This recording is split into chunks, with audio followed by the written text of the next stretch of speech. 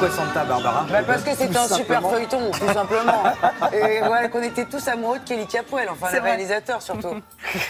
Alors, tout simplement parce que le film dont on va vous parler aujourd'hui, c'est vrai.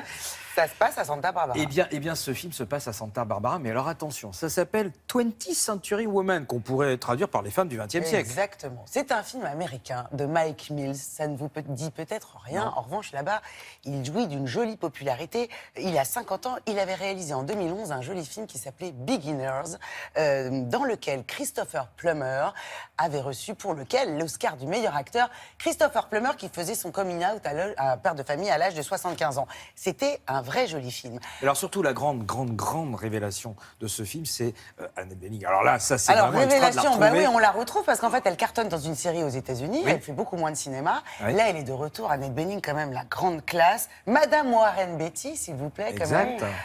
Et un mariage qui tient. 25 ans de mariage, 4 enfants.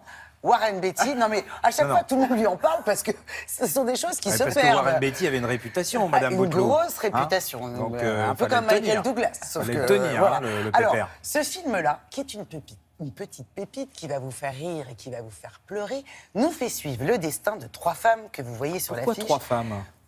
Comme ça, 3 femmes. C'est 3 générations? Une maman, 3 générations. Une maman, une amie de la maman et la petite copine du fils. 3 femmes dans le Santa Barbara de la fin des années 70. 3 femmes qui racontent à un jeune garçon leur expérience des hommes, des femmes, de l'amour, de la liberté. C'est un film qui, à proprement parler, n'a pas d'intrigue particulière. Mais là où c'est très... Il y en a des films comme ça, c'est-à-dire qu'il y a un scénario, c'est très écrit, mais c'est un film qui vous parle comme ça, à l'air de rien, de la vie, à travers le portrait de ces 3 femmes qui doutent, qui se remettent en question.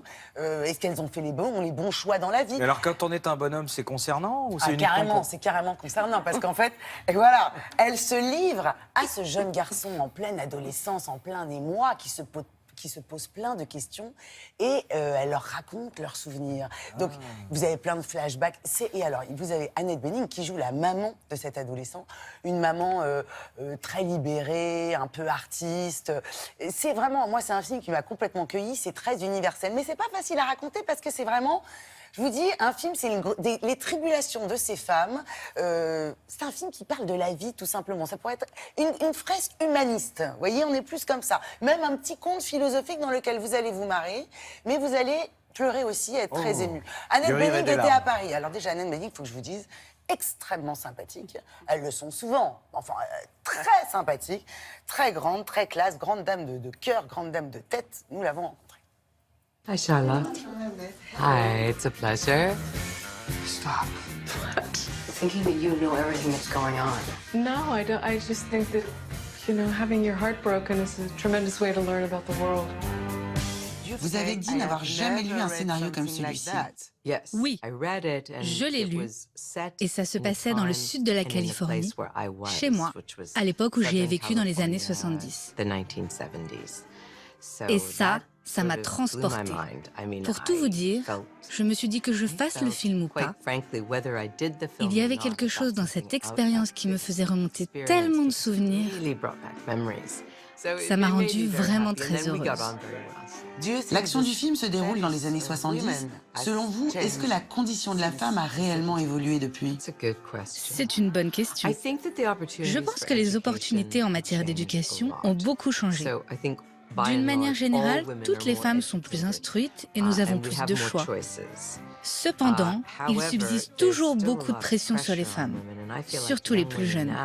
Vous devez être instruite, avoir un travail, faire des enfants. Vous devez tout assumer et en même temps être heureuse dans la vie. C'est vraiment trop. Having a kid seems like the hardest thing. How much you love the kid, you're just pretty much screwed. You get to see him out in the world as a person. I never will. Vous êtes une maman dans la vie, vous avez 4 enfants. Est-ce que ce film a changé des choses dans votre approche de la maternité? Je pense que oui. Vous savez, dans le film, ce garçon s'intéresse à sa mère. Il s'aime beaucoup, mais il y a néanmoins cette distance qu'il tente de combler pour réellement la comprendre. Et je crois que l'on se retrouve dans la même situation avec ses propres enfants. Aussi proche que vous soyez, Malgré l'amour et la proximité que vous pouvez avoir, il existe toujours cette incompréhension entre les deux. Peut-être à cause de la façon qu'on a de s'aimer, du besoin qu'on a l'un de l'autre. Mais ça reste quand même une situation fascinante et néanmoins nécessaire. I don't know if we ever figure our lives out. And the people who help you, they might not be who you thought or wanted. They might just be the people who show up. Est-ce que c'est déjà toute petite que vous pensiez à devenir actrice? J'ai commencé à m'y intéresser vers mes 14-15 ans. Notre professeur d'anglais nous avait emmené voir une pièce de Shakespeare, ce qui a déclenché en moi cette envie d'être sur scène. Et je me suis vraiment passionnée pour le théâtre. C'est ce que je voulais faire depuis longtemps. Et bien plus tard, je me suis dit que j'aimerais bien faire des films. Mais ça n'a vraiment commencé que vers mes 30 ans. Thank you very much, Annette. Merci. Thank you very much. Et ça fait Quelle classe. plaisir, tellement Hi, Charlotte. gentil. This is a very good question, mais merci, mes questions. Non, elle a une c'est classe délicieux, folle. c'est délicieux, une grande classe. Ça sort mercredi prochain, le 1er mars. Cette semaine, on a quand même parlé de 2 films qu'il ne faut pas laisser passer. Oui. Lion, le film avec Nicole Kidman et Dev Patel, vous savez, le petit de Slumdog L'ex-beau gosse de Millionnaire qui Slumdog, maintenant ouais. est devenu grand et baraqué. Oui. Extraordinaire, très beau film, 6 nominations Aux aux Oscars. Oscars.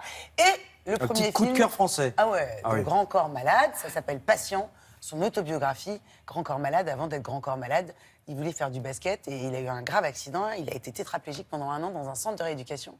Aujourd'hui, il est debout avec une béquille. Et il a beaucoup est slammer, d'humour. et c'est très très drôle. Et c'est très très drôle, et c'est ça qui est surprenant, parce qu'on Ouais. dit, oh là là, On voyage dit chez que les ça tétras, va on n'y va être- pas. ouais. Et en fait, c'est drôle, Ouais. allez-y, courez-y, c'est vraiment magnifique.